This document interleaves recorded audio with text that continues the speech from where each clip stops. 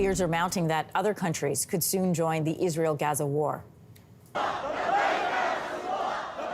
What we're showing you right now is a demonstration by Hezbollah in Lebanon. That group has been exchanging rocket fire with Israel since this conflict with Gaza began. Syrian sources say Israeli missiles also hit 2 airports in the capital city of Damascus this week. Joining us with more is retired Major General David Fraser. Good to have you back with us today. Just to give viewers some geographical context, we're going to put up a map of Israel's borders. And you can see Gaza to the west, to the north are the shared borders with Lebanon and Syria. So whether it is Lebanon, Syria, Iran, or Yemen, there are many countries in this region that share hostilities with Israel. What is the likelihood of them now becoming involved in this conflict? Well, that's the greatest concern I think the world has right now. And as we're starting to see demonstrations across the world, pro-Israeli, pro-Palestinian, this will, I think Hamas is one of the objectives is to galvanize the Arab world to support them against Israel. And for Israel, this is one of the greatest things that they are trying to do is to dismantle, destroy Hamas without bringing on the entire Arab world against them. And that's also reinforced by the fact that we've had the Secretary of State visit to Israel. We are now about to have the Secretary of Defense visit to Israel. And I think that's the greatest concern the United States has. Since the invasion of Ukraine, Russia has come to rely on Iran as one of its providers of weapons. China also seeking more influence in that region. How do those countries fit into this potential conflict?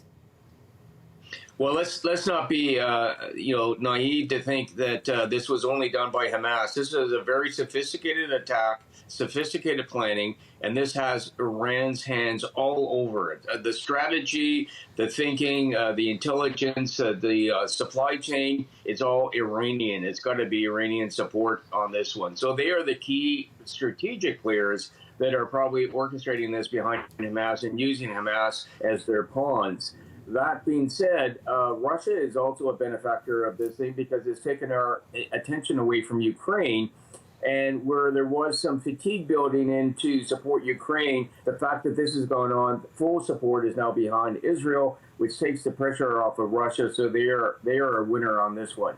And China in the background is just watching because it means nobody's worrying about China right now.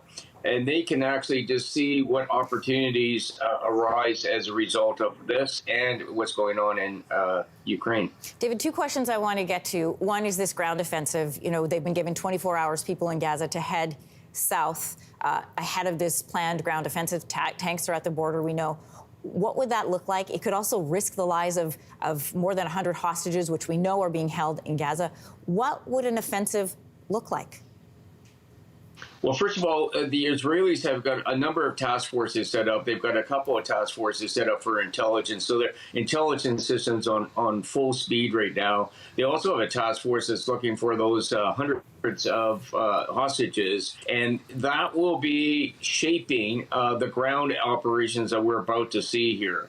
So, you know, the key thing will be is that the immediate objective of the Israel ground forces seems to be the infrastructure of Hamas. They're dropping leaflets to get the civilians out of the way, so they're only fighting fighters and not fighting civilians. Meanwhile, the Hamas is using the hostages and the Palestinian civilians as human shields to try to, incite even more hatred against the Israelis. So the Israelis are trying to separate the fighters from the civilians. They're also trying to find the hostages at the same time, and Hamas, meanwhile, are just trying to kill their own people and Israelis. Given your role with the Canadian military, I see you as an expert in this, so this is why I'm asking you this question. There has been reporting since Tuesday that this blockade that Israel has put onto Gaza, where there's no food, no water, no fuel, we're now days into this where all the food has spoiled. They've run out of medical supplies. UN is saying that this is a war crime. Is this breaking the rules of war? And also reports by Human Rights Watch this morning that white phosphorus is also being used in the area of Gaza. What rules does this break?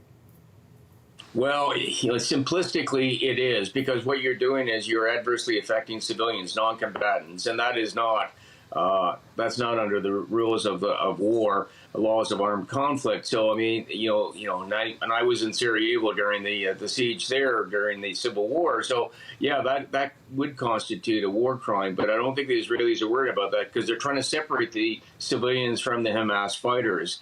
So Israel is working right on the fringes here. They're slightly across the rules of law, but they're trying to mitigate that because they've got to go after the Hamas who've actually perpetrated this attack. So, but the Israelis just don't worry about that too much at this stage of the game. Major General Fraser, thank you so much for joining us this morning. Thank you. Hey, thanks for watching. If you liked this, be sure to subscribe here, or you can check out more Your Morning videos right here.